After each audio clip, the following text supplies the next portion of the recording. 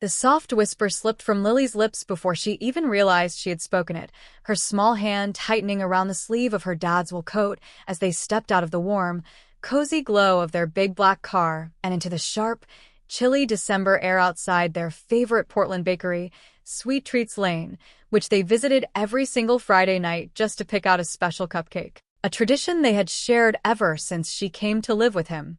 Snow had started falling again, thin and gentle flakes drifting lazily under the bright streetlights that made everything sparkle.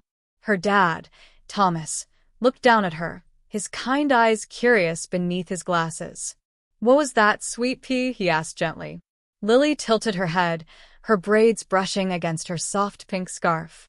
She wasn't sure where the sound had come from, just that it had tugged at her heart like an invisible string, pulling her attention away from the yummy smells of cinnamon and sugar wafting from the bakery. The world was quiet in that special, hushed way winter evenings can be, the kind of quiet that makes every little noise seem louder and clearer, the happy clink of cups and plates inside the shop, the low hum of a car driving by on the slushy street, and somewhere, mixed in with it all, a sad, muffled sound. "I heard crying," she repeated, her voice barely a whisper. Thomas scanned the snowy sidewalk, the pretty shop windows decorated with twinkling Christmas wreaths, and the dark alley beside the bakery where the big trash bins were. A few grown-ups, bundled up in puffy coats and woolly hats, were walking in and out of the shop, carrying boxes and bags that steamed in the cold air. Everything looked normal and cheerful. He certainly couldn't hear any crying. "It's probably just the wind whistling, honey," he said softly, giving her shoulder a little squeeze. "Come on, let's go get your cupcake." But Lily didn't move. Something tugged at her again, a feeling deep in her tummy that she trusted more than anything, even more than what grown-ups sometimes said. It was the same feeling she got when she knew a kid at school was sad and trying to hide it. And then she heard it a second time. Soft, fragile, and so sad, like someone was trying very hard not to be hurt at all. She turned her head slowly. The sound was definitely coming from that narrow, shadowy space behind the bakery, near the big, green dumpsters. "Daddy," she whispered, pointing with a mittened hand. "It's back there." Thomas followed her gaze, a reluctant worry settling on his face. He knew that look of stubborn certainty in his daughter's eyes. It always appeared when she sensed someone was hurting, and it was the one thing he could never ignore, even when a cold, scared feeling wrapped around his own heart. "Stay right here by the car," he murmured, but Lily was already stepping out from behind him, her boots crunching in the thin layer of snow. "Daddy, look." Half hidden by the dumpster, a tiny figure was crouched in the dirty, melting snow. It was a little boy, maybe 5 years old, even younger than Lily. His coat was much too thin for the weather, more like a spring windbreaker, and his jeans were torn at the knee. He was hugging a wrinkled plastic grocery bag against his chest, as if it held the most important treasures in the world. His blonde hair was damp and clung to his forehead, and he was crying so quietly, so carefully, as if the world had already taught him to be small, even when he was sad. Thomas felt his breath catch in a painful rush. The sight of a child crying always hit him hard, ever since the accident, ever since the river had taken his own little boy and his wife away. "Lily, don't go any closer," he said, and the words came out sharper than he meant them to. Lily flinched but stood her ground, her big, round, dark eyes fixed on the shivering boy. "But Daddy, he's all alone," she said, her voice full of concern. Thomas forced himself to take a steady breath, fighting the old fear that was trying to crawl back into him. Lily didn't remember her very early years clearly, but he did. He remembered the thin, frayed blanket she had been wrapped in when she was found on the steps of a church, a tiny baby with no one. He remembered how, for the first year she lived with him, she would look around rooms as if expecting someone to come back for her. Maybe that's why she recognized sadness so quickly now, why it pierced her heart like a needle. Before he could think of what to do next, the bakery's back door swung open with a creak. A young worker stepped out carrying a big bag of trash. He spotted the boy and let out an impatient sigh. "Hey kid, I told you already. You can't hang around here." Scram. The boy startled violently, scrambling backward until his small shoulders hit the cold brick wall. "I wasn't doing anything," he mumbled, wiping his runny nose and tear-streaked face with his sleeve. The worker just shrugged and dumped the garbage into the bin. "Then move along. You're making customers uncomfortable." Lily's little hands balled into fists inside her mittens. "He wasn't doing anything wrong," she declared. Thomas spoke quickly. "Lily, stay with me." But she didn't move. Her gaze softened with a worried tenderness that always reminded Thomas of Sarah, his late wife, and her incredibly gentle heart. The way she would always kneel down to talk to a crying child, saying, "Never stand above them when their heart is on the ground." And then the boy's voice floated toward them, so faint it almost broke apart in the winter wind. "I just wanted a birthday cake." Lily gasped. The boy pressed a fist over his eyes, trying to stop the tears. "Just a small one," he whispered. The plastic bag he clutched rustled as he hugged it tighter, and inside, Thomas could see a crushed pack of crackers and a broken toy car peeking through the thin plastic. Thomas felt something twist painfully inside his chest. Lily whispered, her own eyes wide, "It's his birthday." The boy nodded without looking up. "But Mommy said we don't have money for cakes." "Not anymore." His chin wobbled. "Not since." He stopped, his breath hitching, as if he knew some memories were too big and hurtful to say out loud. Lily looked up at Thomas with a kind of wounded disbelief only a child could truly carry. "Daddy," she said, her voice trembling not with fear, but with a powerful sense of what was right and wrong. "Nobody should cry on their birthday." Thomas opened his mouth, then closed it again. The ghosts of his past rose up sharply in his mind. His son's empty, quiet room, the little pair of sneakers still lined up neatly by the doorway, the unwrapped birthday gift that had sat on a shelf for 2 long years, waiting for a child who never came home. He blinked hard against the sting in his own eyes. "Sweetheart, we can't help every..." Lily cut in, her voice trembling but firm. "Mommy Sarah used to say, if a child cries, angels stop to listen." Thomas froze. The word struck him like a forgotten melody from a favorite song. Sarah had whispered that exact sentence every night while tucking their son into bed. Hearing it again now, spoken in Lily's soft, earnest voice, felt like someone was gently reopening a sealed door deep inside his heart, letting a little light back into a room he had kept dark for so long. Lily let go of his coat sleeve. She stepped carefully through the slush, her bright pink boots making soft, squishing sounds. Her matching pink hat bobbed as she moved slowly toward the boy. "Lily, wait." Thomas reached out, but his hand froze in midair. Some invisible force, maybe memory, maybe longing, maybe hope, held him still. Lily crouched down in front of the shivering boy, her breath forming a little white cloud in the space between them. She gently held out the chocolate cupcake with rainbow sprinkles, the one she had begged to buy just minutes earlier. "It's okay," she said softly, her voice as warm as a hug. "Here, it's for you. It's chocolate with sprinkles." The boy stared at the cupcake, then at Lily's kind face, then down at the ground as if he wasn't sure he was even allowed to touch something so good. Slowly, very slowly, he reached out a small, cold hand. His fingers brushed against hers, feeling like ice. Is this really for me?" he whispered, his voice full of wonder and doubt. Lily nodded, her braids swinging. "It's your birthday, right?" The boy swallowed hard and took the cupcake with both hands, holding it the way some children hold a candle in a dark church, carefully, reverently, like it was a tiny miracle. Thomas stood motionless, watching. Something in the cold night air shifted, as if the world itself was holding its breath. He couldn't explain the feeling, only that this moment felt impossibly important and strangely familiar. A child crying, another child offering comfort, a tiny act of kindness building a bridge between 2 lonely worlds.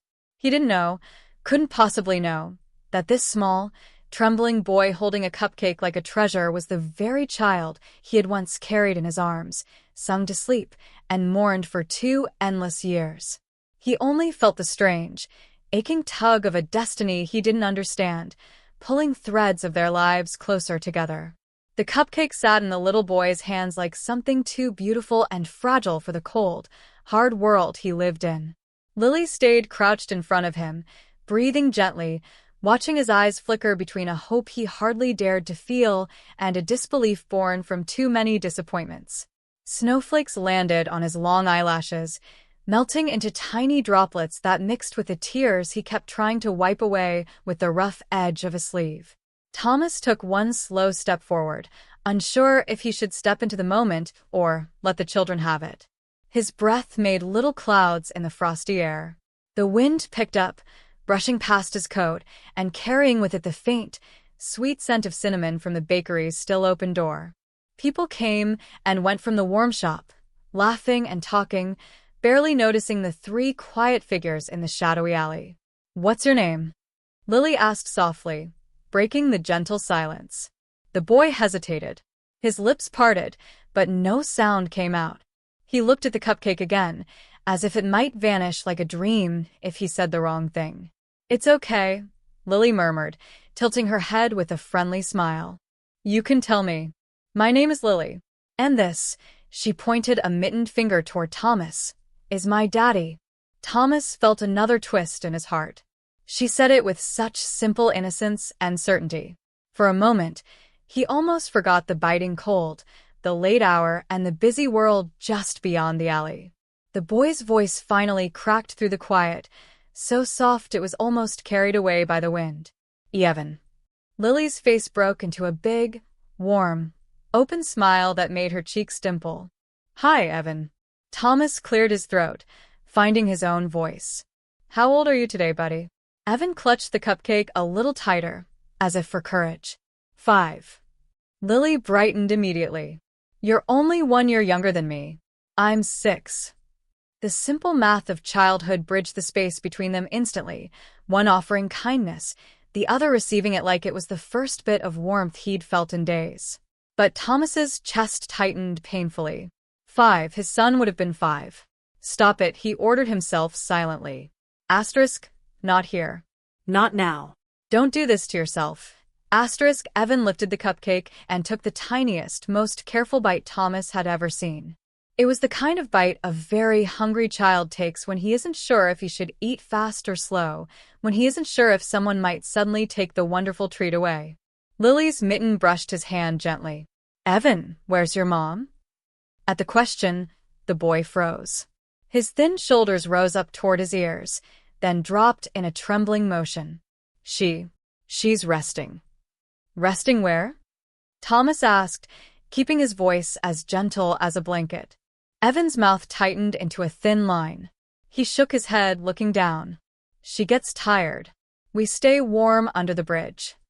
Under the bridge, Thomas's stomach dropped like a stone.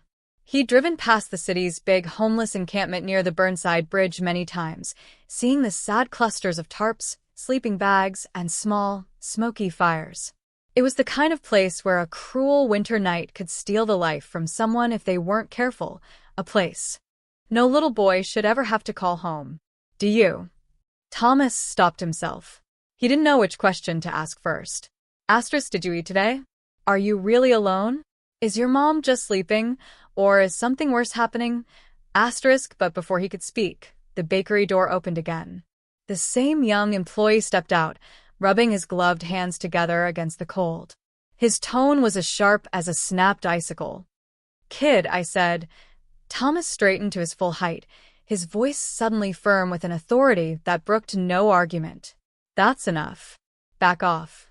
The worker blinked, taken aback. "Sir, that's a child," Thomas said, the steel in his voice unmistakable. He took a protective step forward, placing himself between the worker and the kids. "And we're talking to him. That isn't your concern." The worker hesitated, mumbled something grumpy under his breath, and slipped back inside the warm bakery, letting the door swing shut with a thud. Lily edged closer to Evan until their shoulders touched, a silent show of support. "Do you have a warm place to sleep tonight?" she asked him. Evan shook his head, not meeting her eyes. "It's not warm."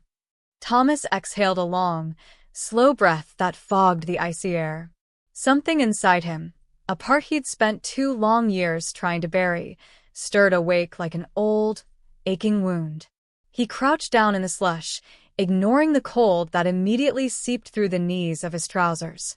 When he spoke to Evan again, his voice was quieter, warmer, trying to wrap around the boy's fear. "Evan, is your mom waiting for you right now?" Evan looked down at his worn-out sneakers. "She said to come back with food." Thomas's pulse thumped painfully in his ears.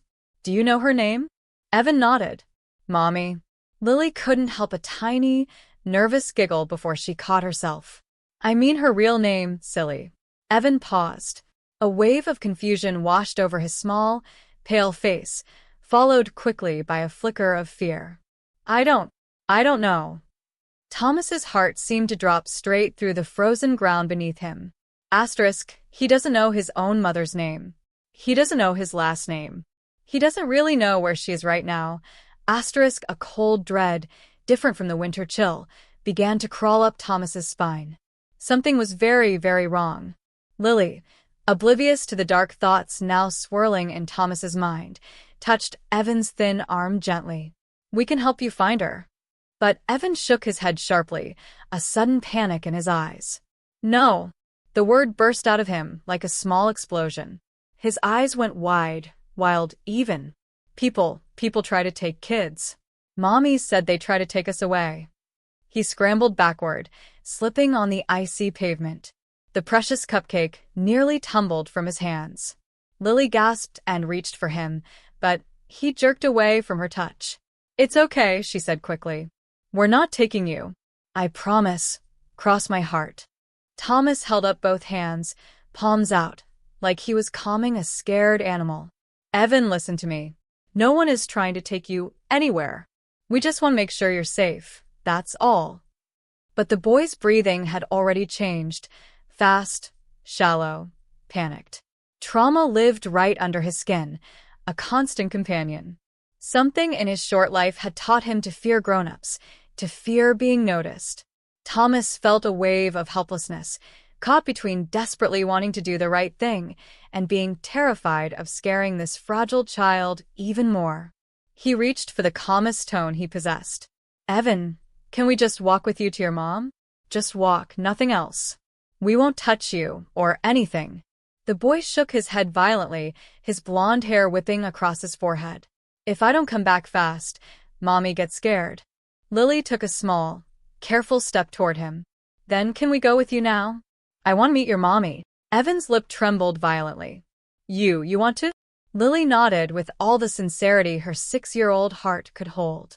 "Yes." Thomas felt the cold tighten around his ribs like a vice. Every sensible part of him screamed to say no. Absolutely not.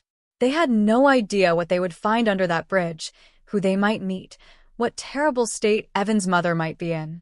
But then Evan looked up at him, really looked into his eyes, and something electric and utterly terrifying shot through Thomas's chest. The boy's eyes, the shape of them, the pale blue ring around the iris, the same faint, tiny freckle near his left eyebrow. Thomas froze for one dizzying, impossible moment. He saw his son. He blinked, shook his head sharply, as if to clear a vision. No. It couldn't be. His son had drowned. They'd searched for weeks and never found a body, but no. Impossible. Yet the thought, once planted, refused to leave. It rooted itself in his heart with a stubborn, painful hope. He stood up slowly, his own legs feeling unsteady. "Evan," he said, his voice sounding strange to his own ears. "Can you show us where you live?" The boy clutched the half-eaten cupcake, then whispered so softly Thomas almost missed it. "If you don't tell people." Lily immediately slipped her small, mittened fingers into Evan's free hand. "We won't tell. Cross my heart and hope to fly," she said solemnly, tracing a little X over the front of her puffy jacket. Evan stared at her hand, then at her face. Something in him softened, something trusting and fragile, something that made Thomas's throat tighten with emotion he couldn't name. "Okay," the boy whispered finally. "Come with me." He turned and began to walk toward the end of the alley, toward the darker, emptier streets that lay beyond the cozy glow of the bakery. Lily followed, holding his hand tightly. Thomas followed them both, his heart pounding a frantic rhythm against his ribs, his breath coming in short, unsteady puffs in the cold air, knowing with a dreadful certainty that this night had just shifted into something far bigger, far heavier, and far more dangerous than anything he could have ever prepared for. And deep down, a quiet voice, one he hadn't listened to in years, whispered inside him, "This is not a coincidence." The night stretched out dark and long around them as Evan led the way, his small, worn-out boots making soft, slapping sounds against the wet pavement. He walked quickly, too quickly for a 5-year-old, like someone who was used to hurrying, used to outrunning trouble. Lily tried her best to keep up, her mitten still wrapped firmly around his cold fingers. Thomas followed, a couple of steps behind, watchful and worried, scanning every shadowed alley and dark doorway as the warm, golden glow of Sweet Treats Lane faded behind them, replaced by the colder, bluer light of street lamps. Snow drifted sideways in the wind, brushing against the lights that buzzed faintly in the freezing air. Portland in winter had a special quiet to it, a kind of echoey hush, like the whole city had tucked itself in early under a white blanket.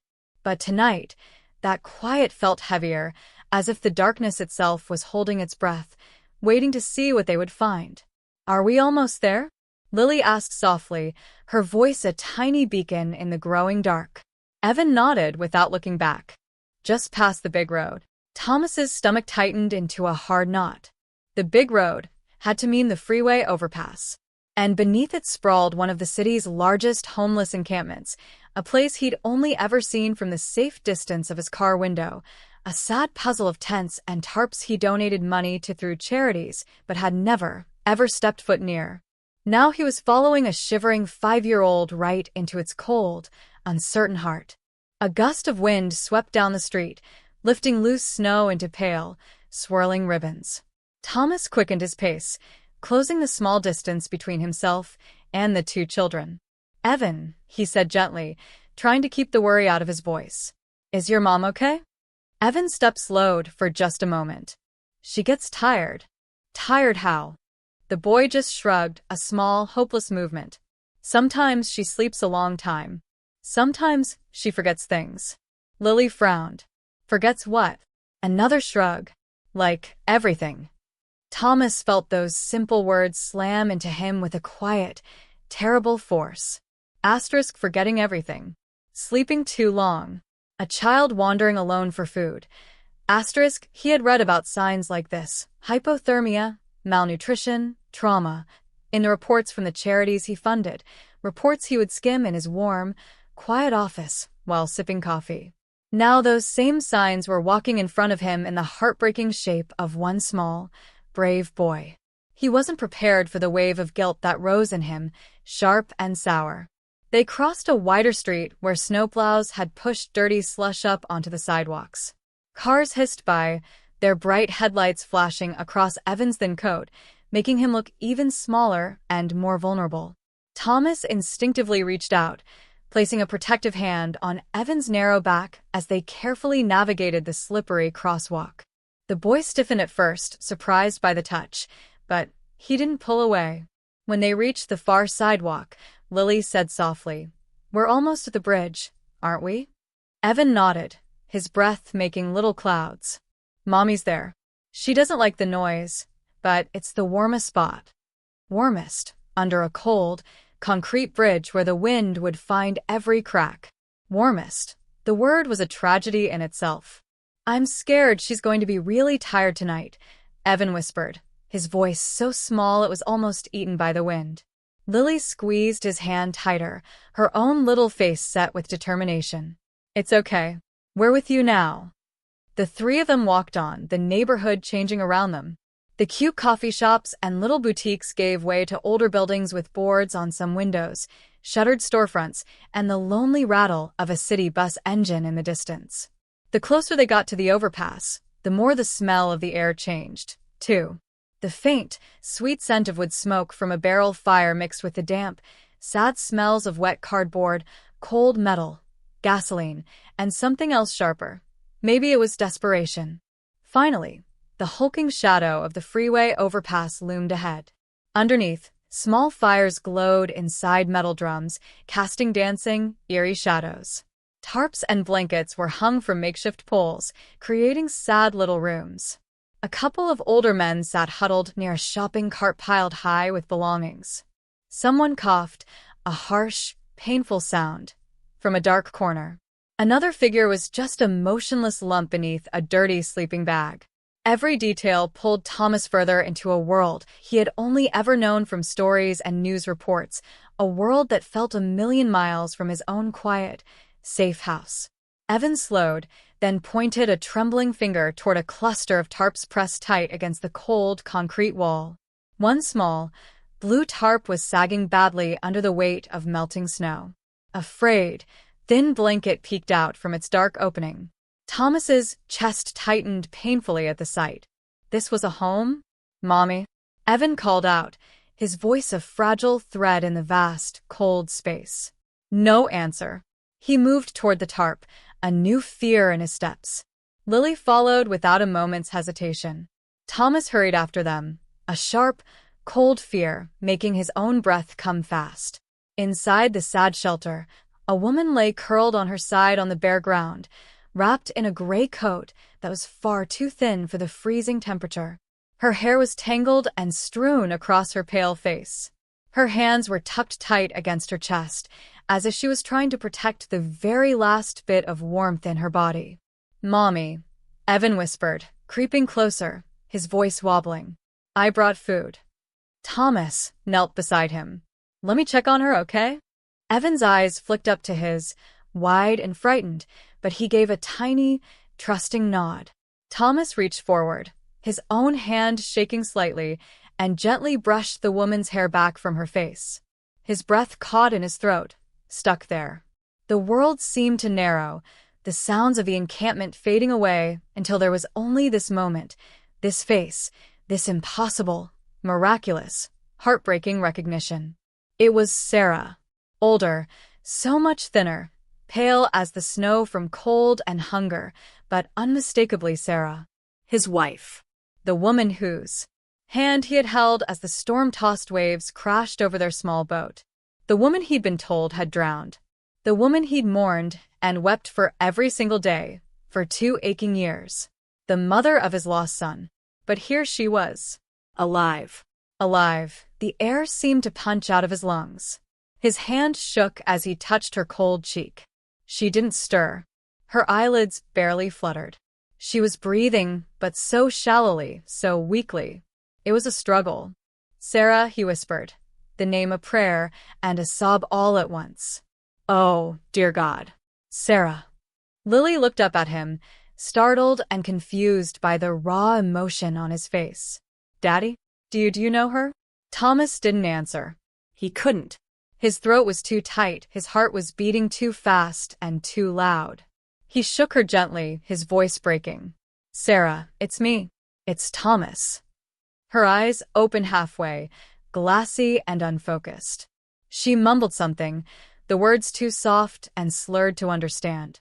Evan crawled forward, curling into the small space between them. Mommy, wake up. Please wake up. But Sarah's eyes drifted closed again, as if even that small effort was too much.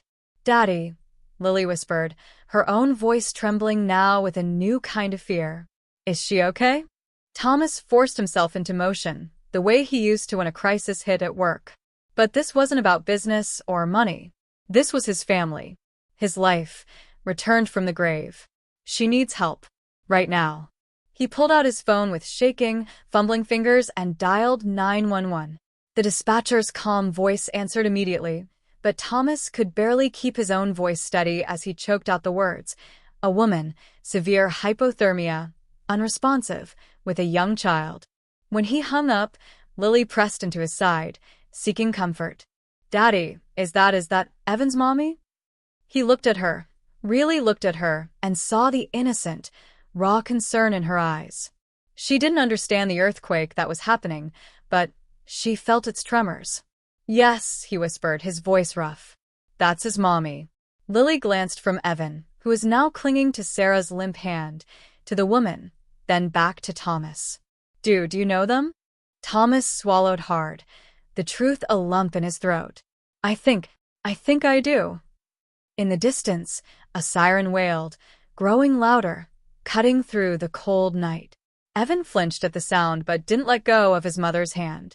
The cupcake, forgotten, lay in the slush beside him, its colorful sprinkles bleeding into the dirty snow. Thomas felt the world tilt under him. Grief and hope wrestled violently inside his chest. Fear collided with a joy so fierce it was almost painful. Because deep inside, a truth he never dared to hope for began to rise, slow and unstoppable as the dawn. My family might not be gone. My son might be right in front of me. And this is only the beginning. The sirens grew louder and clearer as they approached the dark underpass, their sound echoing against the cold concrete walls like urgent, distant drums. Evan held tightly to his mother's hand, as if afraid she would vanish into thin air if he let go for even a second.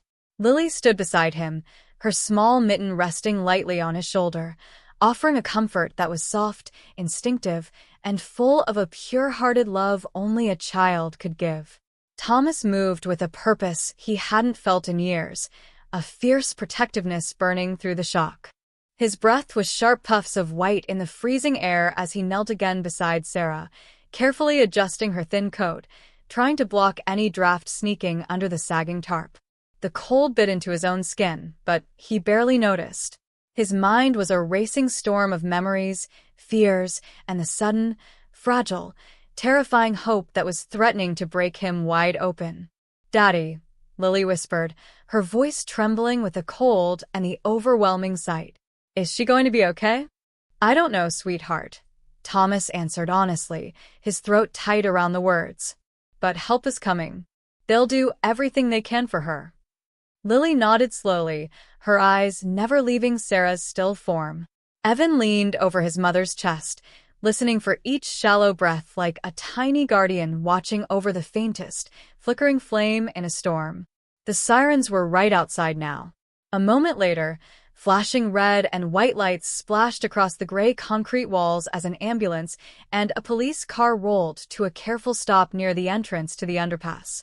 2 EMTs jumped out, one an older man with a kind, lined face and a graying beard, the other a younger woman with focused, serious eyes. They grabbed medical bags and a folded-up stretcher. "This way," Thomas called out, raising an arm. The EMTs jogged over, their boots crunching in the frozen slush, and immediately knelt beside Sarah. The older one checked her pulse at her wrist and neck, his face grim. The younger one gently lifted her eyelid, shining a small penlight. "Hypothermia," the older EMT muttered. "Severe. Pulse is weak, but it's there." He looked up at Thomas. "How long has she been out here in the cold?" Thomas swallowed against the guilt. I don't know. The boy said she was tired. We just found them like this." The younger EMT was already pulling out shiny, crinkly emergency blankets and chemical heat packs. "Sir, we'll need some space to work, please." Thomas moved back immediately, pulling Lily with him. She resisted for a second, her eyes on Evan, until she saw the boy step back too, still clutching the empty cupcake wrapper in his tiny, frozen fist. Lily immediately grabbed his free hand again, as if to anchor him to the world. "It's okay," she whispered to him. "They're helping her." But Evan's eyes filled with fresh tears. "She didn't talk today," he murmured, his voice hollow. "She tried, but the words got all mixed up again." Thomas knelt in front of him, the boy's face so close now. Those pale blue eyes, that faint freckle, they hit him with full, undeniable force. The resemblance wasn't his imagination. It wasn't grief playing cruel tricks. There was something bone-deep familiar in Evan's features, something that made Thomas's heart beat in a wild, painful rhythm of hope and fear. "Evan," Thomas began carefully, his voice gentle but urgent. "Has your mom ever told you your last name? Your full name?" The boy shook his head, rubbing his runny nose with the back of his dirty sleeve. "She forgets lots of things. Sometimes she calls me baby. Sometimes she calls me sunshine. Sometimes she says I had another name before, but she can't remember it. Thomas closed his eyes briefly, a flicker of old, familiar pain tracing through him. Losing Sarah had been a blow he never thought he'd survive. But losing their child, losing the little boy who'd said "Daddy" for the very first time on their sunny back porch, had torn a hole in his soul that never healed. Now here was a child with the same eyes, the same little freckle, the same age, a child who could have been his son. Who might be his son. The EMTs were moving quickly now, wrapping Sarah in the special blankets and carefully lifting her onto the stretcher, strapping her securely. "Sir," the younger EMT said to Thomas, "we need a family contact. Anyone who can authorize care at the hospital." The simple question punched him hard. Family contact. He inhaled a shaky breath. "Take her to Providence Medical Center. I'll follow you there." "You're a relative?" she asked, her pen poised over a clipboard. Thomas hesitated, emotions tangling in his chest like knots. I think so." The EMT just nodded, not pressing further. Experience had taught her that emergencies often blurred facts, and sometimes the heart knew the truth before the paperwork did. As they began pushing the stretcher toward the waiting ambulance, Evan suddenly panicked. Wait, Mommy." He lunged forward, but the older EMT gently held him back. "You can ride with her," Thomas said quickly, placing a steadying hand on Evan's small, shaking shoulder. "You and Lily can both ride in the ambulance with her. I'll be right behind you in my car, I promise." The boy looked up, his eyes searching Thomas's face for truth. "You promise?" Thomas nodded, looking straight into those scared blue eyes. "I promise." Lily squeezed Evan's hand tighter. "We'll go with her, Evan. We won't let her be alone." With that, the EMTs helped the two children climb up into the back of the ambulance. Lily settled on the small bench beside Evan, her hand never leaving his. Thomas stood at the open doors for a second, watching the two small silhouettes framed by the flashing red lights, his brave, kind-hearted daughter and this lost, fragile boy who held a piece of his shattered past. The doors closed with a solid thump. The siren hooped once, then began its steady wail as the ambulance pulled away, carrying someone precious toward a fragile hope. When the red lights faded into the swirling snow, the night seemed to close in around Thomas, colder and darker than before. For a moment, he stood motionless under the overpass, listening to the siren become a faint echo. Then he remembered the small, crumpled piece of paper he had instinctively grabbed from the wet ground near the dumpster when Evan had first scrambled back in fear. He hadn't even looked at it in the chaos. Now, under the dim yellow glow of a distant street lamp, he pulled it from his coat pocket and unfolded it with trembling, freezing fingers. It was a piece of a brown paper bag, torn and soggy. On it, in wobbly, childish handwriting, were two words: Evan. "Hales." ****. Thomas's breath stopped. His heart hammered against his ribs, so hard it hurt. Hales, his last name. Not a common name. Not a coincidence. It was his name. He stared at the scribbled letters until they blurred, the cold stinging his eyes, or maybe it was tears. Could it be? Could this child, the one holding Lily's hand in the back of that ambulance, be the very son he'd mourned, cried for, prayed for every single night? He swallowed hard, forcing himself to take a breath. "Sarah," he whispered into the swirling darkness. "What happened to you? How did you both survive?" The city offered no answers, only the distant hum of late-night traffic and the lonely whisper of falling snow. He folded the precious paper carefully, holding it as if it were a living, breathing thing, and then he ran, through the snow back toward where he'd parked his car.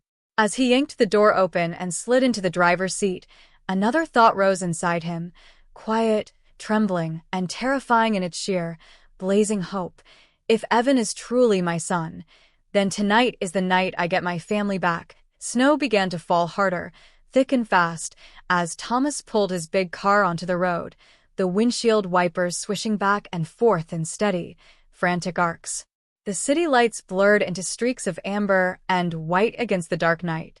But his vision was sharp, focused only on the road ahead, on the hospital where his world had just been taken. Providence Medical Center was only 15 minutes away. A short drive on any ordinary night. Tonight it felt like a lifetime. The heater hummed, slowly filling the car with warmth, but Thomas felt none of it. His hands were clenched so tight around the steering wheel his knuckles were white.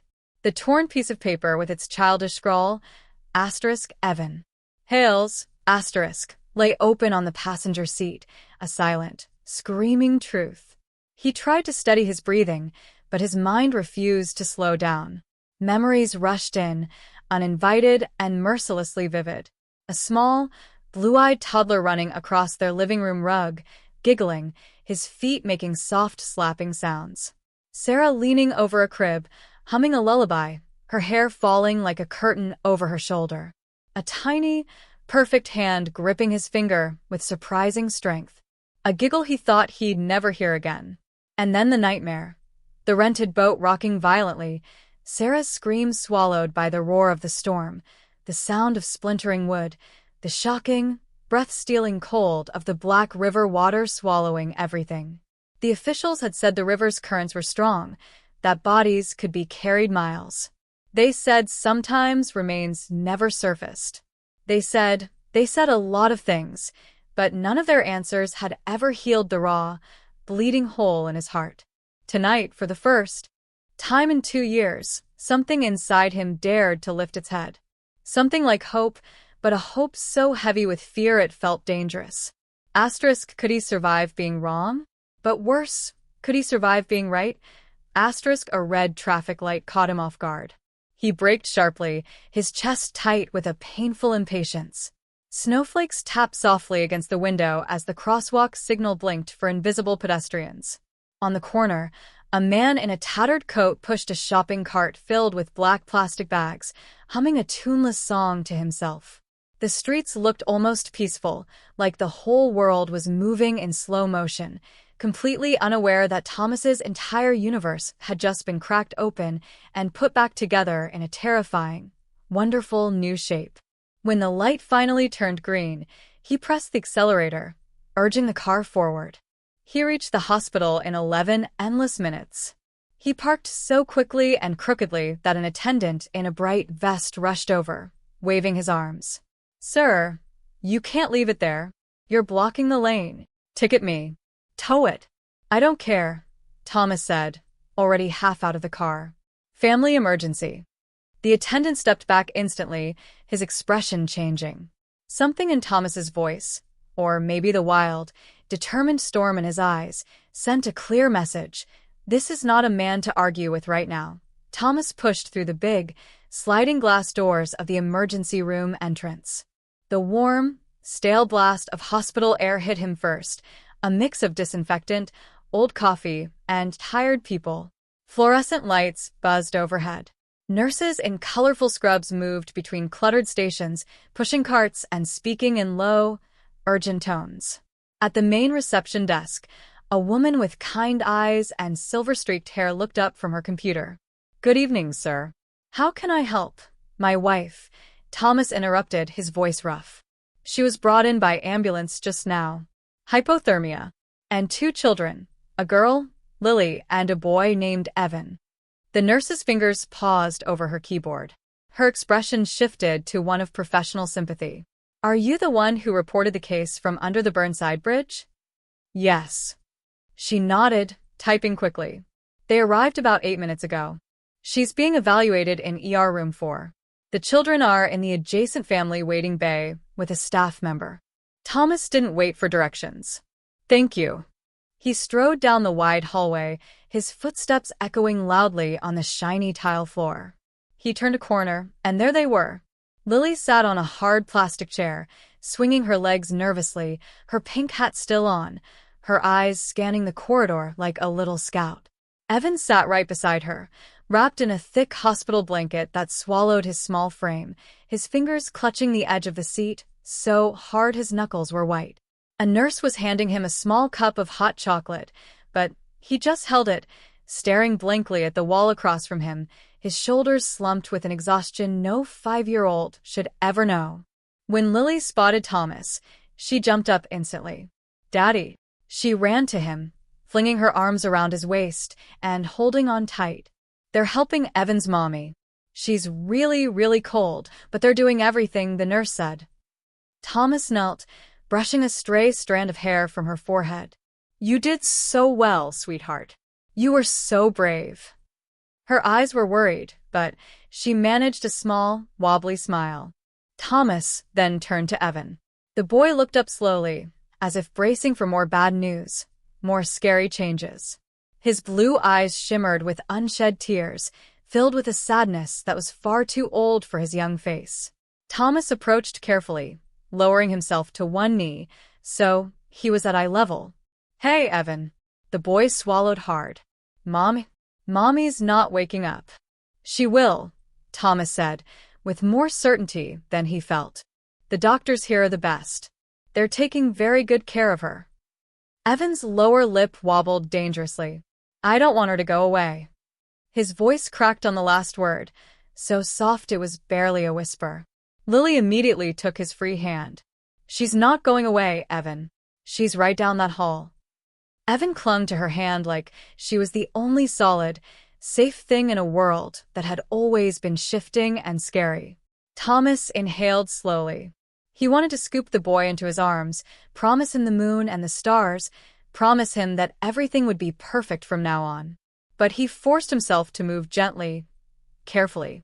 Something in Evan's deep, instinctive fear told him this child had been hurt by too many broken promises before. Just then, a doctor stepped out of a room marked with a big 4, pulling off her latex gloves. She was middle-aged, with a kind, intelligent face and a calm, steady gaze that came from seeing countless late-night emergencies.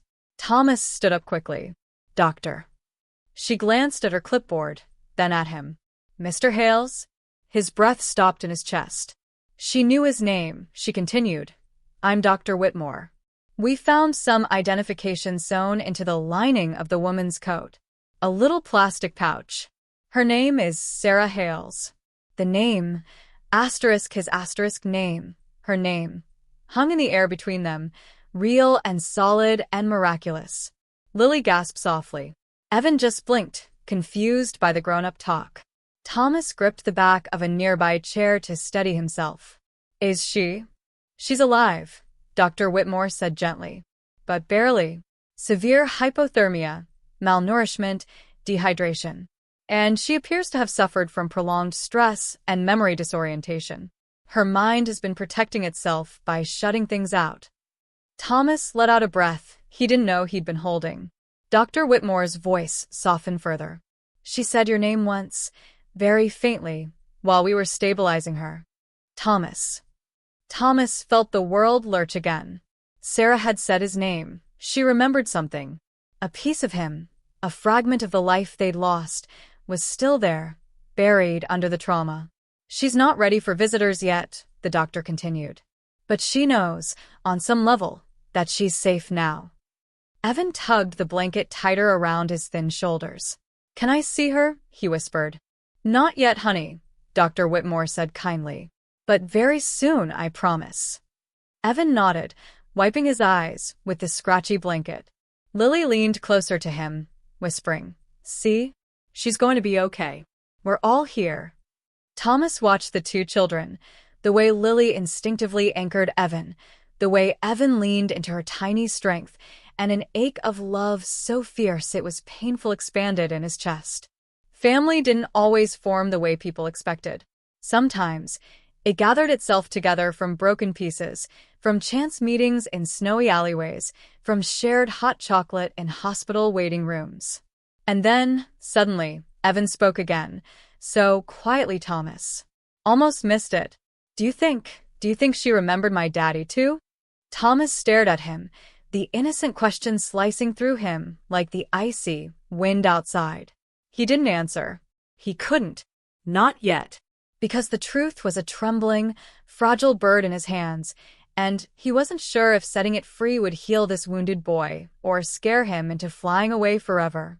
But soon, very soon, they would all have to face it. For a long, heavy moment, no one in the bright, buzzing hallway could speak. Evan's question hung in the air between them, like the most fragile of threads. One pull too hard, one wrong word, and everything might unravel. The boy's eyes, red-rimmed from crying and exhaustion, lifted up to Thomas's face with a confusing mix of fear and a tiny, daring hope. A hope so small and wounded it looked like it barely dared to breathe. "Do you think she remembered my daddy too?" Evan whispered again, his voice shrinking into itself like a scared turtle. Lily turned to look at Thomas, her brows knitting together.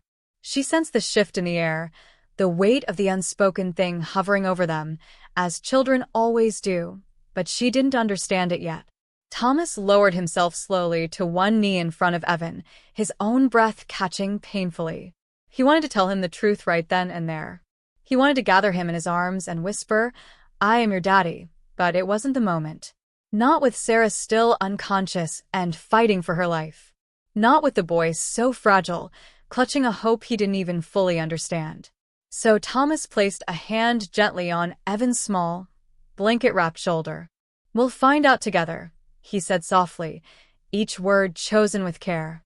"All of us, when your mommy is stronger." Evan stared into his eyes, searching for safety, for truth, for some kind of recognition he couldn't name yet. Finally, with a small, shaky sigh, he nodded, accepting the answer even though he didn't fully understand it. A nurse with a warm smile approached. "Sir, we're preparing a quiet room where the children can rest. It might be a long night." Thomas straightened, his body aching with a tension he hadn't even noticed until now. "Thank you." The nurse smiled kindly at Lily and Evan. "We have some super soft blankets and a little couch you can lie down on. How does that sound?" Lily tugged lightly on Thomas's sleeve. "Daddy, can we stay with Evan, please? He shouldn't be alone." Thomas looked at the boy, small, cold, shaken, hovering on the very edge of sleep and terror. "Yes," he said, his voice firm. "We're staying." As the nurse led them down a quieter hallway, Thomas followed close behind, his steps heavy but resolute. The fluorescent lights cast long, wavering shadows on the polished floor, shadows that seemed to stretch and bend as they walked. The room they were given was small but warm, a world away from the cold alley and the concrete underpass. It had a soft-looking love seat, 2 reclining chairs, and a fold-out cot leaned against the wall. The nurse brought in a stack of cozy blankets and placed them on a small table. "I'll be right outside if you need anything at all," she said softly before closing the door, leaving them in a cocoon of quiet. Lily climbed onto one of the recliners, her legs dangling as she pulled off her hat. Her dark braids tumbled around her shoulders, a little static electricity making a few strands float up. Evan remained standing in the middle of the room, the blanket still pulled tightly around him like a cape, his eyes darting around at the unfamiliar walls, the unfamiliar furniture, searching for something safe, something known. "Evan," Thomas said gently, breaking the silence. "You can sit wherever you like." The boy hesitated, then shuffled toward the love seat. He crawled onto it, pulling his knees up to his chest and wrapping the blanket around himself until he looked like a small, sad burrito. Lily slipped off her chair and padded over to him. "Can I sit here with you?" she asked politely. Evan nodded, just a tiny movement. Lily sat down beside him carefully, then spread a second fluffy blanket over both their laps. Without even thinking, Evan leaned his head against her shoulder, like a little bird finally finding a steady branch to rest on. Thomas watched them, his chest tightening with an emotion he hadn't felt in years, a mix of awe, grief, and the early, frightening, beautiful glow of hope. He took the remaining chair and sat down, leaning forward with his elbows on his knees, his hands clasped tightly together. The room fell into a deep, hushed stillness. The only sounds were the soft hum of the heater in the vent and the occasional, distant page over the hospital intercom. After a few minutes, Lily spoke, her voice light, trying to make things normal. "Evan, what's your favorite birthday?" "My favorite what birthday?" "You know, your favorite one that you've had." Evan blinked, thinking hard. "This is the only one I remember." Lily froze. Her small mouth formed a silent "oh." Thomas felt something inside him fracture into a million pieces. Evan didn't remember a single happy birthday before tonight. Not one. Not a party. Not candles. Not laughter. Not the warm glow of Sarah's smile in a safe, warm home. I remember one. Evan continued after a moment, his voice far away. A big cupcake. With blue sprinkles. Mommy smiled a lot that day. Thomas's breath hitched so sharply he had to cough to cover it. Blue sprinkles, the exact kind he used to bring home from the fancy bakery near his office because Sarah had always said they matched their son's eyes. He stared at the boy, trying to steady the earthquake shaking his soul. Evan looked up suddenly, his tired eyes wide. Do you think she'll wake up soon? I hope so, Thomas said quietly, forcing his voice to be calm. She's fighting very hard. Lily scooted closer to Evan on the couch. When she wakes up, we can make her warm soup. Daddy's really good with soup. Thomas almost smiled despite the ache. I can heat up canned soup pretty well. Lily grinned. Same thing. And Evan let out a tiny, shaky sound. It wasn't quite a laugh, more like a puff of air that was almost happy. It was the first not sad sound they had heard from him. It was barely there, but it loosened something in the room, in Thomas, in both children. The minutes passed like that, quiet and slow, each breath gentler than the last. The children leaned against each other, small shoulders touching. The exhaustion of their incredible, terrifying night finally crept up and wrapped around them, soft and heavy and impossible to fight. Soon, Evan's head grew heavier against Lily's shoulder. Her eyes were drooping too, but she reached up and gently touched his messy hair, the way she sometimes did with her favorite stuffed animal. Daddy, she whispered, her own voice thick with sleep. Can he sleep here with me? Of course, sweet pea. It didn't take long before both children were deeply asleep, curled together under the hospital blankets like two peas in a pod. Their breathing softened into a shared, peaceful rhythm. Thomas rose silently and approached them. He knelt beside the love seat and gently brushed the edge of the blanket up to Evan's chin. The boy stirred but didn't wake. For a long time, Thomas simply watched them.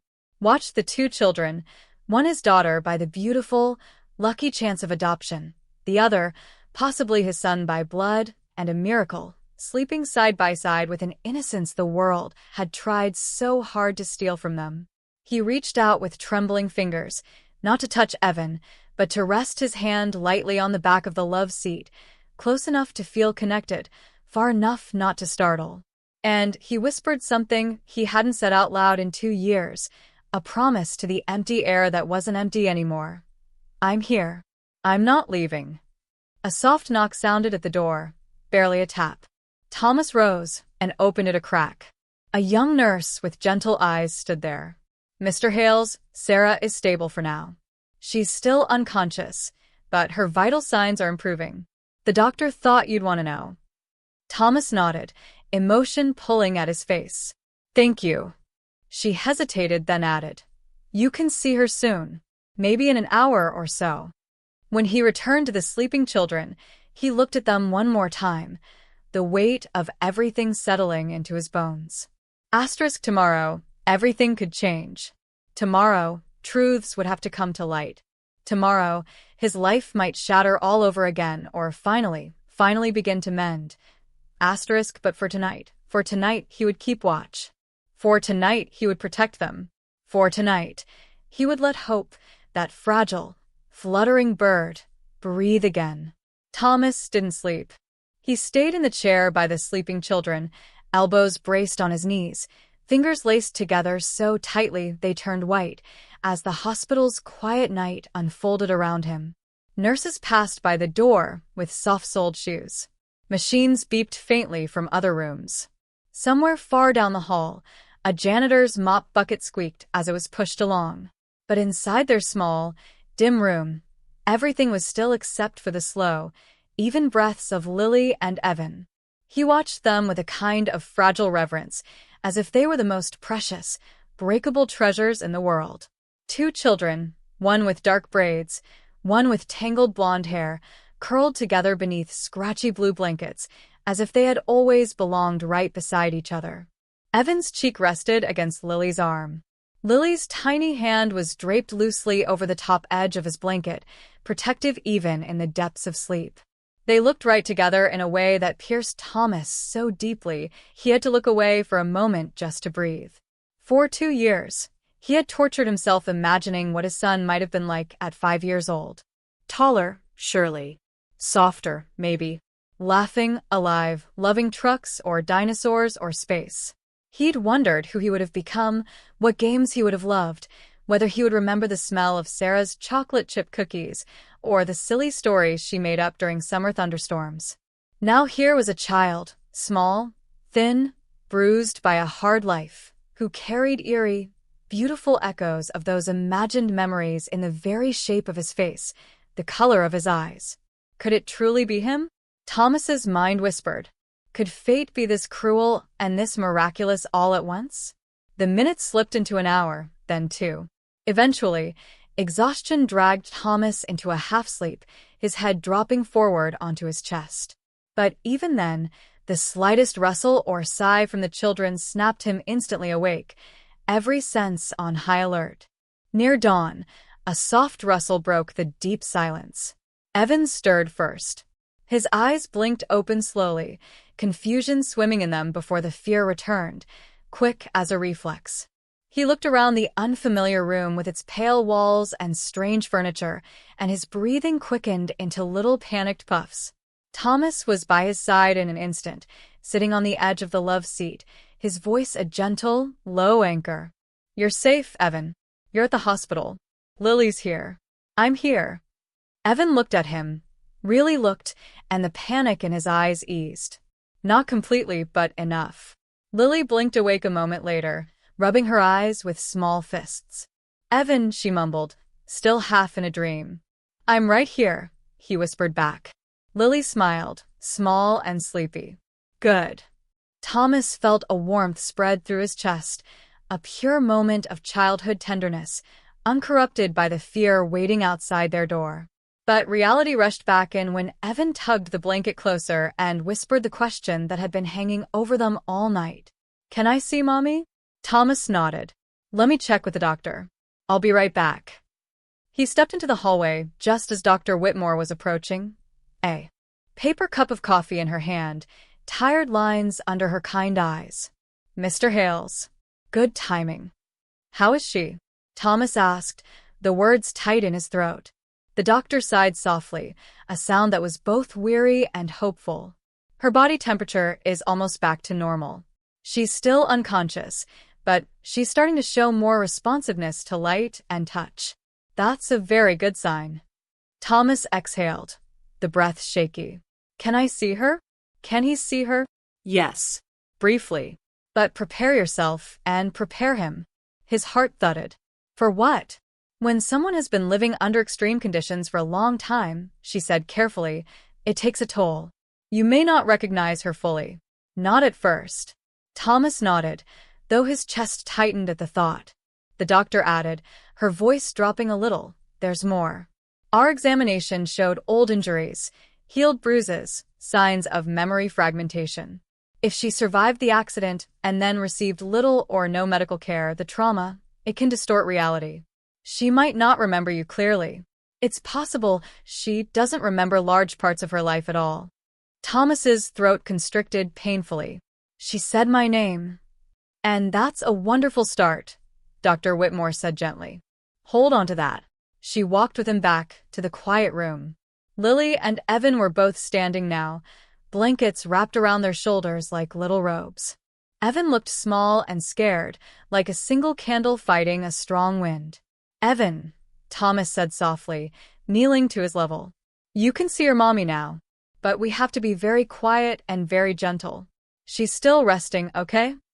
Evan nodded quickly, his eyes huge. Lily grabbed his hand. I'll go too, she said firmly. Thomas looked at her, then at Evan. Lily's presence might ground the boy more than anything else right now. Yes, he said. Come with him. They followed Dr. Whitmore through the quiet, early morning corridors. Evan's grip on Lily's hand never loosened. Thomas walked behind them, feeling the weight of every step, like he was walking toward a cliff's edge and a sunrise all at once. When they reached room 4, the doctor paused with her hand on the door. "She's stable but weak. Just a few minutes, okay?" Thomas nodded. Lily squeezed Evan's hand. Evan swallowed hard, a little gulp of fear and hope. The doctor pushed the door open.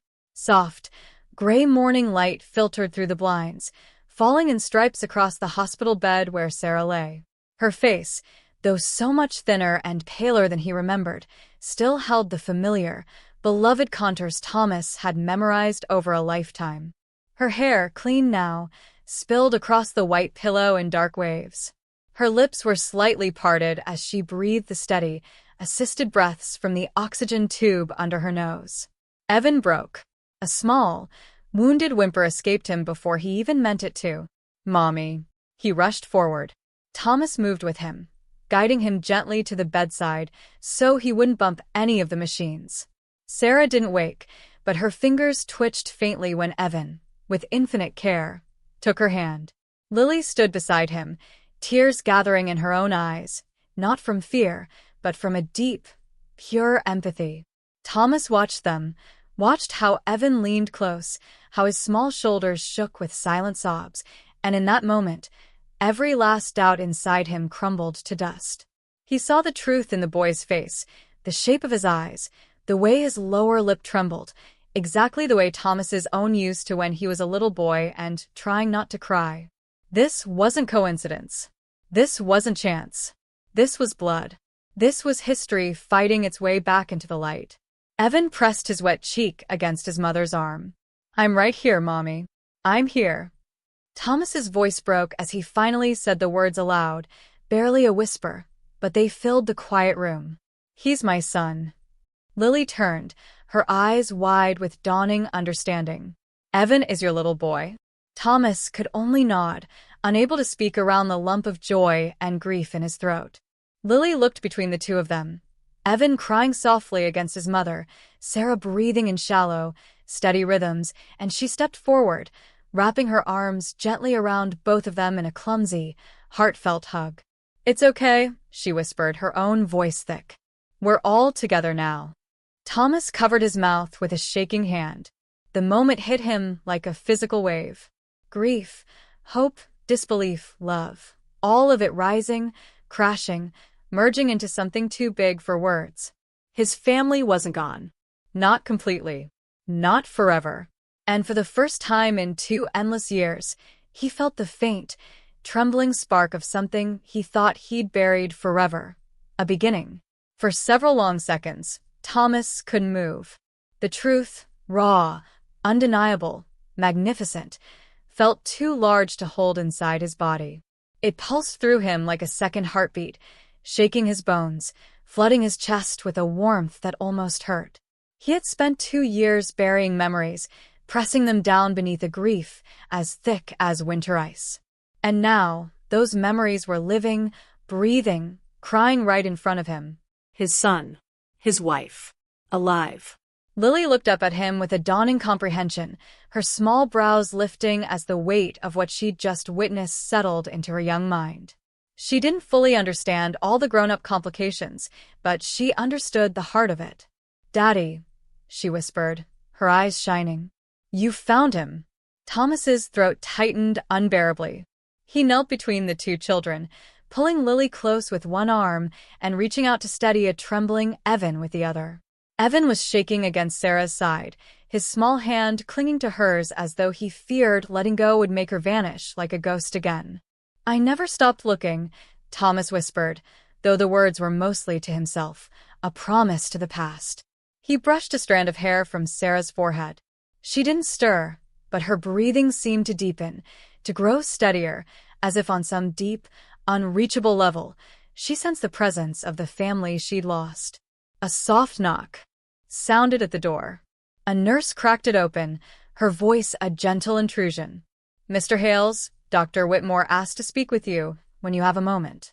Thomas nodded without turning away. In a moment, he wasn't ready to leave. Not even for a second. Lily climbed onto the edge of the high bed, sitting carefully beside Evan. She looks like she's sleeping, she murmured.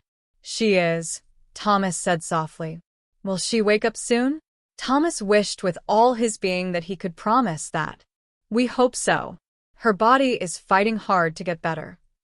Evan wiped his cheeks with the rough hospital blanket. Sometimes she didn't wake up for a whole day.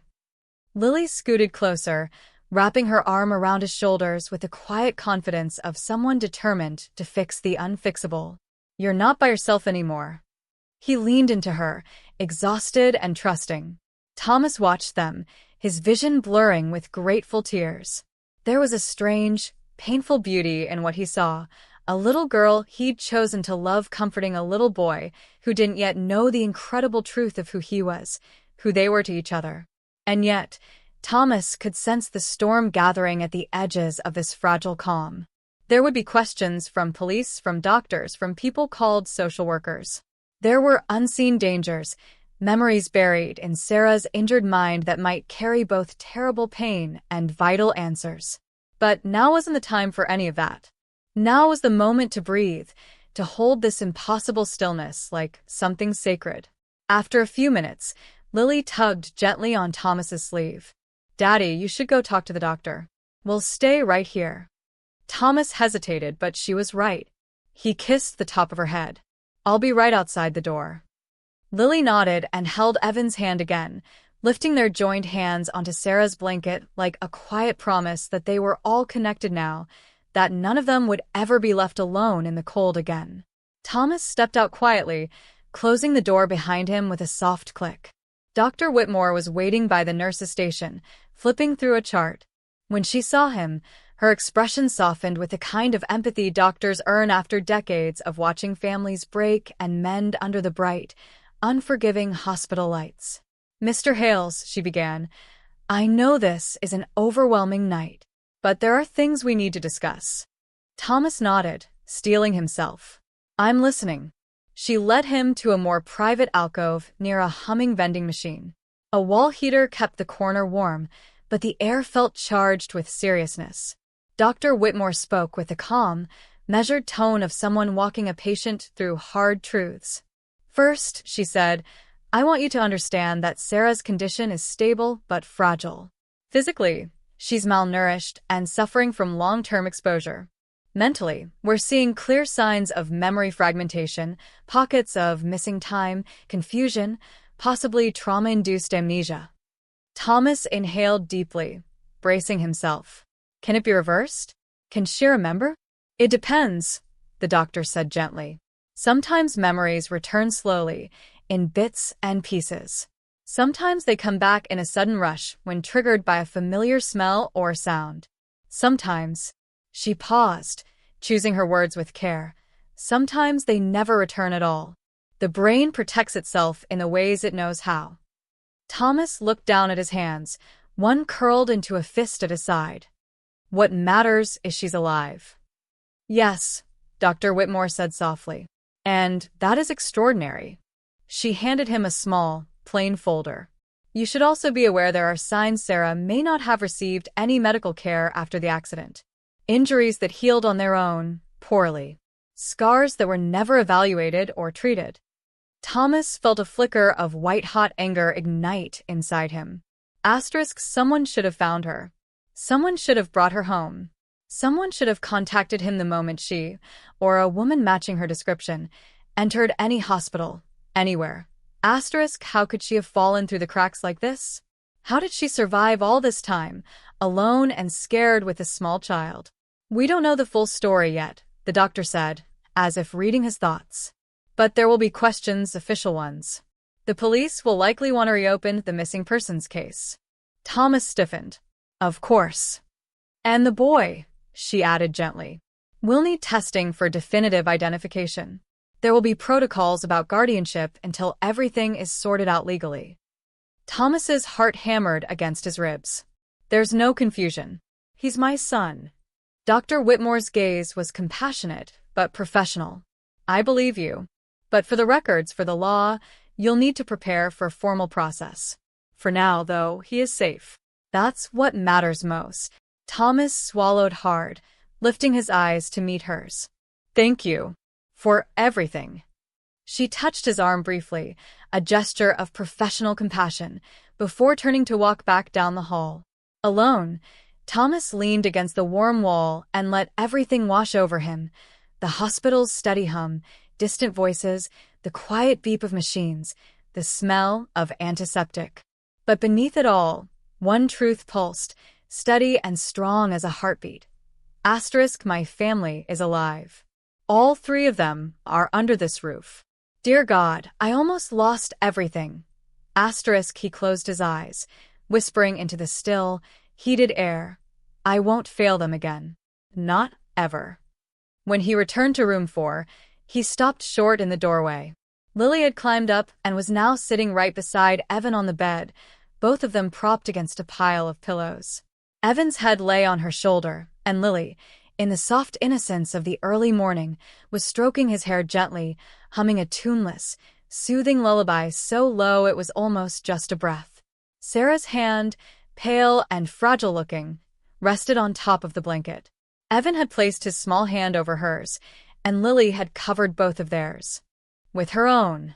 Thomas's chest tightened until it ached.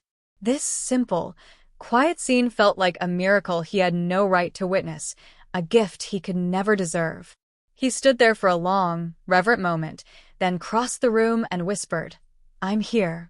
And for the first time in 2 years, the words didn't feel like a lie told to an empty house. Morning crept slowly into the hospital, the pale winter sun fighting through the clouds and filtering through the half-closed blinds in soft strips of gold. The world outside was waking up, snowplows groaning down distant streets, early commuters starting their cars with puffs of white exhaust. But inside room 4, time felt suspended, soft, fragile, holding its breath. Thomas stood guard near the doorway, watching the 2 children resting against Sarah's bedside.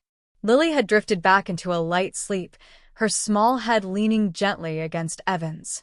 Evan himself sat bolt upright, fighting his own exhaustion, his fingers still locked around his mother's hand like she was the only anchor keeping him from slipping away into a dark, scary ocean.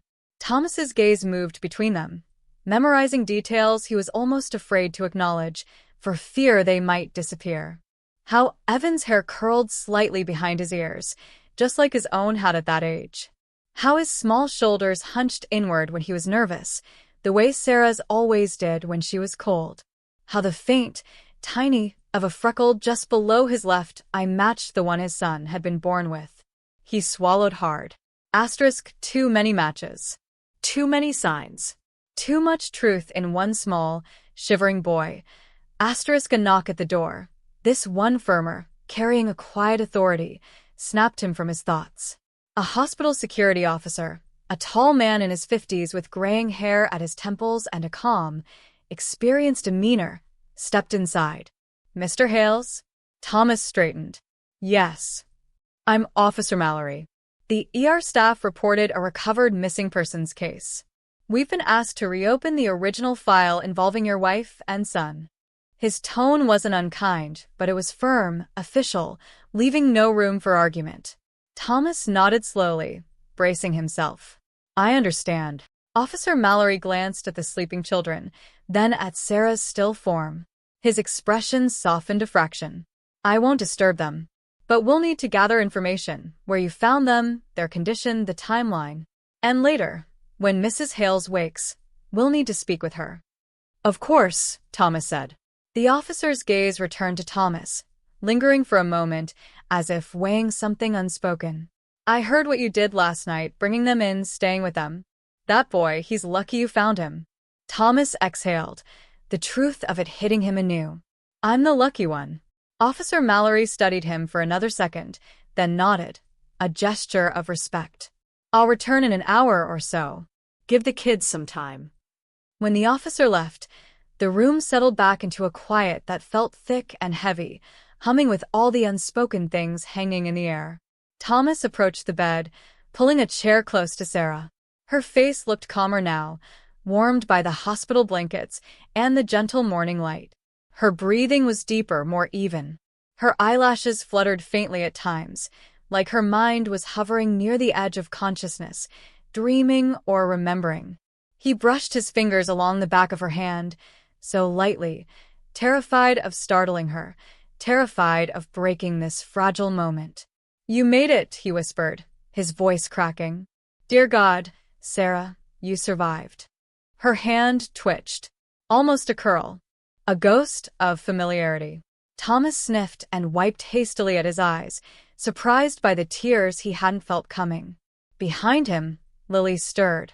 She blinked sleepily, rubbing her cheek against her sleeve before whispering, "Daddy." Thomas turned, forcing a small smile. "Yes, sweet pea." She slid off the high bed with careful grace, trying not to jostle Evan. She padded toward him, her blanket trailing behind her like a superhero's cape. "Is Evan's mommy going to be okay?" "She's getting better," he said. "The doctors are taking very good care of her." Lily nodded. She moved onto Thomas's lap and curled into him, warm and solid and trusting. He wrapped his arms around her, pressing a kiss into her messy hair. "Daddy," she murmured into his shirt. "When she wakes up, will Evan be happy again?" "I hope so," he said softly, the weight of that hope almost crushing. Lily looked up at him with serious eyes that seemed older than her 6 years. "He needs a daddy, too."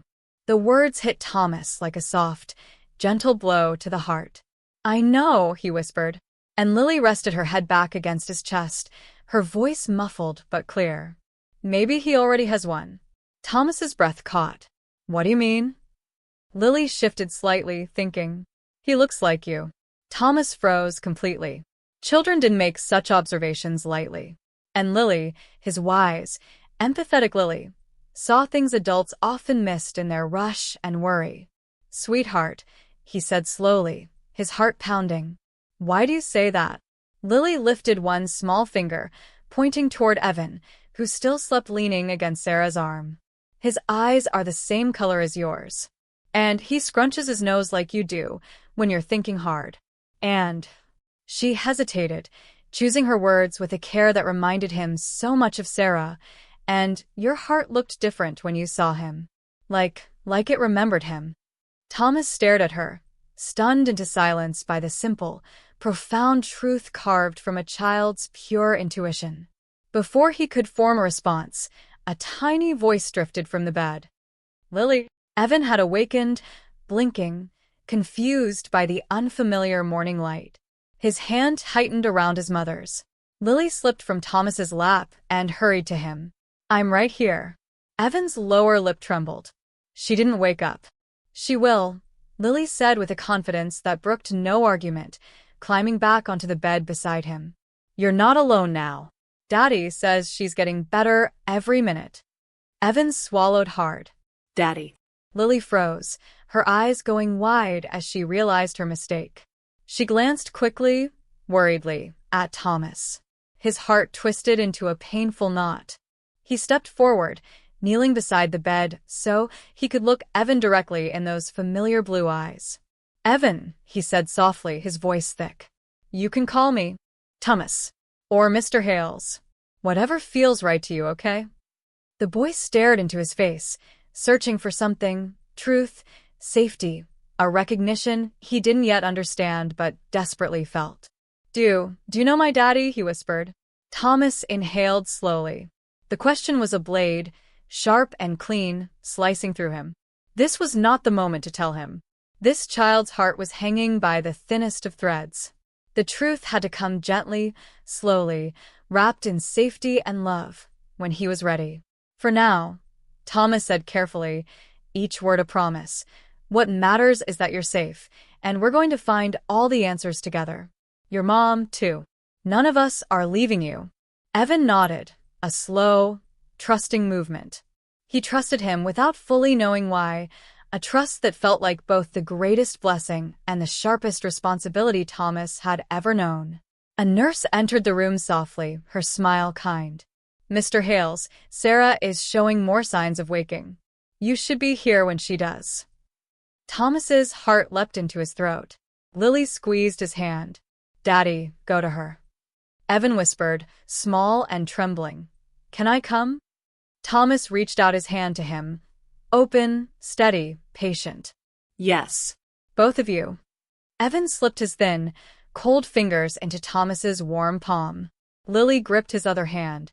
Together, the three of them approached Sarah's bedside, united by fear, by history, and by something that felt dangerously, wonderfully close to destiny. Sarah's eyelids fluttered. Her fingers twitched. Her lips parted in a faint, soundless whisper. Thomas leaned in, his own breath shaking, as the woman he'd mourned for 2 endless years began, slowly, to wake up. Sarah's eyelids fluttered again, small, uneven tremors like someone struggling to rise from the deepest, darkest shadows of a long, cold sleep. Thomas leaned forward, hardly aware of his own breathing. Lily and Evan stood on either side of him, each holding tightly to one of his hands, their small grips anchors in the swirling sea of his emotions. The monitor beside the bed beeped its steady, reassuring rhythm, the sound growing louder in the tense, waiting silence that filled the room. "Sarah," Thomas whispered, his voice trembling despite every effort to steady it. "It's me. I'm here." Her lashes trembled once more. Then, slowly, achingly slowly, her eyes opened. They were hazy at first, unfocused, drifting past his face, past the ceiling lights, past everything. She blinked once, twice. A faint crease formed between her brows as the world came into view through a fog of exhaustion and deep confusion. Thomas felt his own heartbeat pounding in his ears. "Sarah?" Her gaze drifted toward the sound of his voice. It brushed past him, unfocused, then returned, landing on him like a distant memory brushing against the edge of her mind. Her lips parted, but no sound came out. "Mommy." Evan's tiny voice broke through the air like a small, precious crack in a frozen lake. Sarah's eyes shifted. She blinked again, her pupils widening, trying to focus. Evan took a hesitant step forward, still clutching Thomas's hand, as if he needed both this kind man and all the angels in heaven to hold him steady. "Mommy, I'm here," he whispered, his voice cracking on the words. Sarah's fingers twitched beneath the heavy blanket. Her gaze dropped slowly, searching, until it landed on the small, blonde boy standing by her bedside. She watched him with an intensity that made Thomas lean forward, every muscle in his body tense. Her lips moved, barely forming the shape of a word. "Ev." It was just a breath. Evan choked on a sob of pure, overwhelming relief and practically launched himself forward. Thomas caught him halfway, steadying his small body, so he wouldn't collapse onto the bed. Evan pressed his face against Sarah's arm, his tears soaking into the clean hospital gown. "You remembered me," he cried, his voice muffled by the blanket. "You remembered?"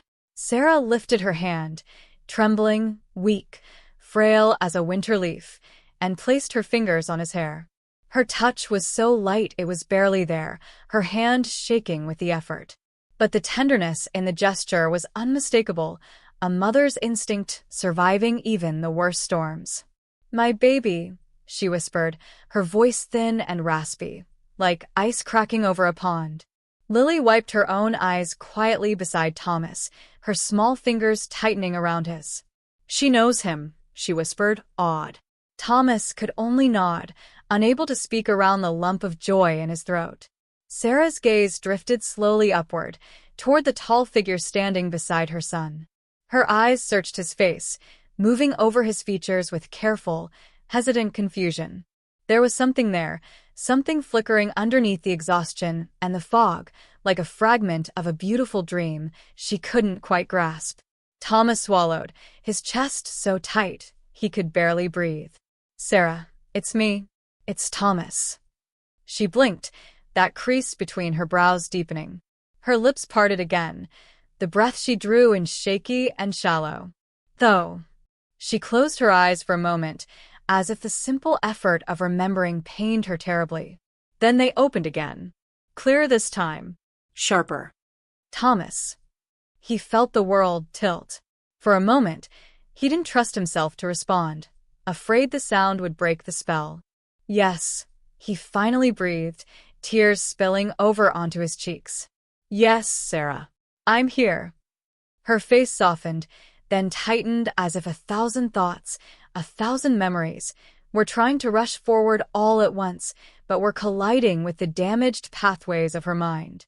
Tears welled in her eyes, slow, pained, fragile tears. I tried to find you, she whispered, each word a struggle. But everything was dark. Everything. The words broke apart, her breath hitching. Thomas leaned closer, pressing his hand lightly over hers, trying to pour all his warmth, all his certainty, into that touch. You survived, he whispered back, his own voice rough with emotion. That's all that matters now. You survived, and you kept our son alive. Sarah's gaze flickered again, as if the word son struck a deep, resonant chord inside her. Her hand trembled, gripped the blanket. Lily, standing quietly, looked at Sarah with gentle awe. Mrs. Sarah, she whispered softly, you're safe now. We're all here. Sarah turned her head slowly, painfully, toward the little girl. Confusion knitted her pale brow. I'm Lily, the girl said with a small, shy smile. I helped Evan last night. Daddy and I found him. Sarah's eyes moved back to Thomas again, lingering on him as if trying to put the pieces of her world back together, one fragile, broken piece at a time. Daddy, she whispered, looking from Lily to Thomas. Lily nodded proudly. Yes, Thomas is my daddy now. Something changed in Sarah's face then. Something subtle but unmistakable. It wasn't a memory of a specific event, but a recognition of the shape of their new, patched-together family. Her eyes softened as she looked at the little girl, then at Evan clinging to her arm, then back to Thomas. Her voice, when it returned, was faint and trembling, but perfectly clear. You saved them. Thomas shook his head, emotion tightening like a fist inside him. They saved me. Sarah's lips curved into the smallest, weakest hint of a smile. It was uneven, barely there, but it was real. It was her. Her eyes drifted shut again, the enormous effort exhausting her, but her fingers tightened their weak grip around Evan's hand, as if promising him, even in sleep, that she wasn't letting go. A nurse stepped into the doorway, speaking in a hushed, professional tone. She needs rest. It's wonderful she woke up, but she can only stay conscious for short intervals right now. Her brain is healing. Thomas nodded, brushing a hand gently along Evan's back. We'll stay with her, he said, and it was a vow. The nurse smiled gently. Of course. Just let her sleep. As she left, Thomas eased himself into the chair at Sarah's bedside.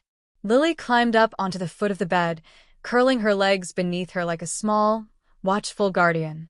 Evan remained pressed against Sarah's arm, his eyes still watery but steadier now, filled with a hope that had been absent just hours before. Thomas looked at all of them, Sarah, Evan, Lily, and felt something swell in his chest so fiercely he had to inhale slowly to keep from breaking down. His family, not whole yet, not healed yet, but alive. Together. He reached over and brushed a strand of hair from Sarah's damp forehead. I won't let anything happen to you again, he whispered, the words for her, for Evan, for Lily, for the ghosts of the past, and for the future they would now have. Any of you. Lily leaned her head against Evan's shoulder. We're all going to be okay, she murmured, with the absolute certainty of a child. I know it. Evan nodded, though his little fingers still trembled as they clung to his mother's gown. Outside, the winter morning brightened, casting long, golden stripes across the clean hospital floor, the light warming everything it touched, inch by careful inch. And somewhere deep inside Sarah's fractured, healing mind, that light began to seep into the cracks, bringing warmth to places that had been cold and dark for far too long.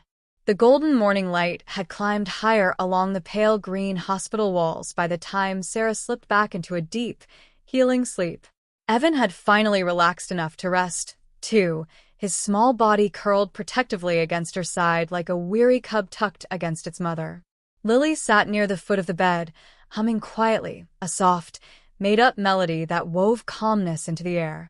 Thomas watched them all for a long moment, his heart so full it hurt, before stepping quietly into the hallway to try and clear his head, to make a plan.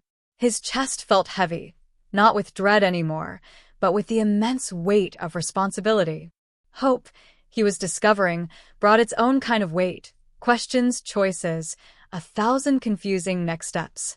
He didn't get far. Officer Mallory was waiting near the nurse's station, hands clasped behind his back, his posture calm but alert. The man gave Thomas a solemn nod. "Morning, Mr. Hales." Thomas nodded back, bracing himself for whatever came next. "Morning, officer." Mallory motioned gently toward a quieter part of the hallway. "Walk with me for a minute?" They moved a few steps away from the room, stopping near a big window that overlooked the hospital's snowy courtyard. The winter garden below was a picture of peaceful stillness, bare trees coated in frost, benches wearing thick white hats, a thin layer of ice sealing the fountain basin. It was too peaceful for the storm of emotions churning in Thomas's chest. Mallory cleared his throat. "I'll get straight to the point. The missing persons case you filed 2 years ago for your wife and son was classified as a probable drowning. There were no leads after the initial search. We closed it with the assumption." He hesitated, choosing his words with care. "With the assumption the river had taken them." "I remember." Thomas's voice was rough. "I think about it every single day." Mallory nodded, his expression sympathetic. "Well, now that they've been found alive, the case reopens. Officially." Thomas's jaw tightened. "What do you need from me right now?" "For now, I just need a clear account of what happened last night. And any details, however small, that the boy or your wife might have given you about the last 2 years." Thomas shook his head, a protective ferocity rising in him. "Evan is traumatized. Sarah, she barely remembers her own name. I'm not putting them through questioning right now." Mallory lifted a placating hand. "I understand. And I'm not asking you to. Not yet. But someone will. Detectives, child services. They'll need to know how a woman with memory loss and a small child slipped through the cracks for 2 whole years." Thomas's voice dropped to a low, angry rumble. "She shouldn't have slipped through anything. Someone failed her. Failed them both." Mallory sighed, a sound of weary agreement. "That might be true. But we need to look at everything. There's also the possibility." He paused, his eyes serious. "That someone helped her disappear. Or made her disappear." Thomas stiffened, a cold dread slithering down his spine. "What are you suggesting?" "Nothing right now," Mallory said calmly. "Only that we keep our eyes open. The world isn't always a kind place, Mr. Hales." Silence stretched between them for a moment. Snowflakes tapped softly against the window pane. Mallory continued in a quieter, more confidential tone. "I also took the liberty of requesting a rapid DNA test. Hospital labs can do it in under an hour if it's prioritized." Thomas's breath hitched. "For Evan?" "Yes." Thomas didn't move, didn't breathe. Only a slow, burning warmth, a fragile, terrifying hope, crept through him. Mallory placed a small, sterile-looking envelope in his hands. "Swab instructions are inside. Have a nurse help you if you need. Bring it to the lab when you're ready." Thomas stared at the plain, white envelope.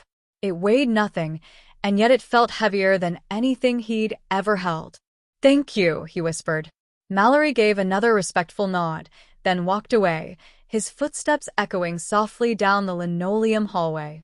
Thomas stood there alone for a long minute, the envelope in his hands, the snowy courtyard blurring before his eyes. Then he took a long, deep, shuddering breath and returned to room 4. Inside, Lily had fallen asleep again, curled near Sarah's feet. Evan lay with his cheek pressed to Sarah's shoulder, breathing softly. Sarah's hand rested over his small back, her fingers loose but gently curved, as if her body remembered motherhood even if her mind was still fumbling for the memories. Thomas stood in the doorway, watching them. The snowlight through the window made everything glow with a soft, holy radiance, softening the harsh edges of the terrible night before, wrapping the room in a kind of quiet, sacred peace. He didn't want to disturb them. He didn't want to risk scaring Evan with more uncertainty. He didn't want answers that might shatter the fragile, beautiful thing beginning to bloom in this room. But he needed the truth. He needed it for them. He needed it for himself. And so, carefully, gently, as if approaching a sleeping fawn, he approached the bed. "Evan," he whispered. The boy stirred, blinking up at him with tired, scared eyes. "Is Mommy okay?" "Yes," Thomas said softly. "She's sleeping. And you're safe here, you know that, right?" Evan nodded, but his little shoulders were tense, braced for bad news. "I didn't mean to make trouble." The words were a dagger to Thomas's heart. "You didn't," he said firmly, kneeling down. "You did nothing wrong. You were unbelievably brave. You took care of your mother when no one else did." Evan lowered his gaze, studying his own dirty fingernails. "I tried." "You did more than try," Thomas whispered. He hesitated, then pulled the envelope from his pocket. "Evan, can I ask you for something? It won't hurt at all. I promise." The boy's eyes widened, fear flashing in their blue depths. "Am I in trouble?" "No," Thomas said immediately, his voice full of conviction. "You're not in trouble. Just, I want to help you and your mom in the best way possible. And there are some answers we need so the doctors and the good people who want to help can take the very best care of both of you." Evan hesitated, looking toward the sleeping Lily as if searching for her reassurance. His small hand reached out instinctively and found Thomas's. "What do I have to do?" he whispered. Thomas opened the envelope and removed the long, sterile cotton swab in its clear plastic package. "Just open your mouth a little bit. I'll be very, very gentle. It just tickles for a second." Evan nodded slowly, his shoulders trembling. Thomas swabbed the inside of the boy's cheek with the softest touch he could possibly manage. Evan flinched at the strange sensation at first, then stilled, his eyes wide and trusting on Thomas's face. "That's it," Thomas whispered, sealing the swab into its small plastic container. "You did perfect." The boy's voice was small. Is it for Mommy?" Thomas closed the container, holding the potential truth of his world in his palm. "It's for both of you. For all of us." When he stood, he looked at Evan, really looked at him. The child's smallness, his bravery, his fragility, those unmistakable, familiar eyes. Thomas felt emotion climb into his throat, hot and overwhelming. He leaned forward and pressed a trembling kiss to Evan's hair. "You're safe now," he whispered into the soft blonde strands. "I won't let anything happen to you again. Ever." Evan didn't speak. He just hugged him. Sudden, desperate, thin arms wrapped around Thomas's neck with surprising strength, holding on as if he'd found something he didn't even know he'd been missing his whole life. Thomas inhaled sharply, holding the boy against his chest, one hand cupping the back of his small head. It felt like holding his son again. It felt like coming home after being lost in a forever winter. When Evan finally released him, his little face was wet with silent tears. Thomas brushed one away with his thumb. "I'll be right back," he said gently. "Promise." Evan whispered, the word full of a hope so fragile it broke Thomas's heart. "I promise." Thomas carried the sealed sample down the hallway, his heartbeat a frantic drum against his ribs with every step. When he reached the hospital lab, he handed it to the technician, a woman with a kind smile. "Priority for Officer Mallory," he said, his voice sounding strange to his own ears. She nodded, understanding in her eyes. "We'll have results very soon, sir." When Thomas returned to the room, Lily was awake again, rubbing her eyes. Evan reached for her hand the moment he saw Thomas. "Daddy," Lily whispered, "what happens now?"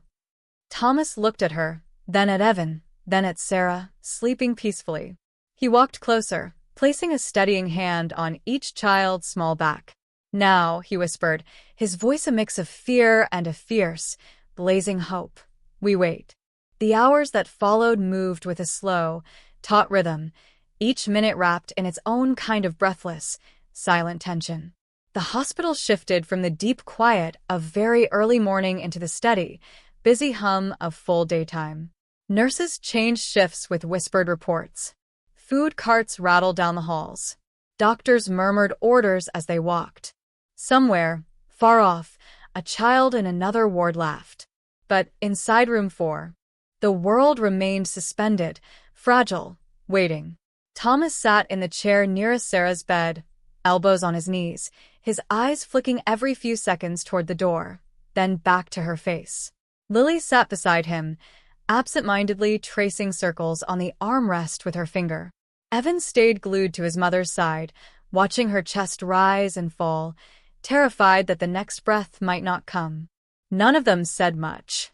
Words felt too loud, too dangerous for this delicate moment. About 40 endless minutes passed before a quiet, deliberate knock sounded at the door. Thomas straightened instantly, his heart leaping into his throat. Officer Mallory stepped inside, holding a thin manila folder. His expression was carefully neutral, professional. "Mr. Hales," he said softly, nodding to the children. "Is there a place we can talk privately for a moment?" Thomas's stomach dropped. That tone, that careful diplomacy, could only mean one thing. The results were in that folder. He looked at Lily and Evan. "Stay with Sarah. I'll be right outside the door." He stood, but Evan surged forward, grabbing his wrist with both small hands. "Don't go," he whispered, his voice trembling with a fresh panic. "Please don't leave me." Thomas's chest tightened until it ached. He knelt, placing his hands gently on the boy's thin shoulders. "I'm not going far. I'll be right outside this door. I promise. You can see me through the window, okay?"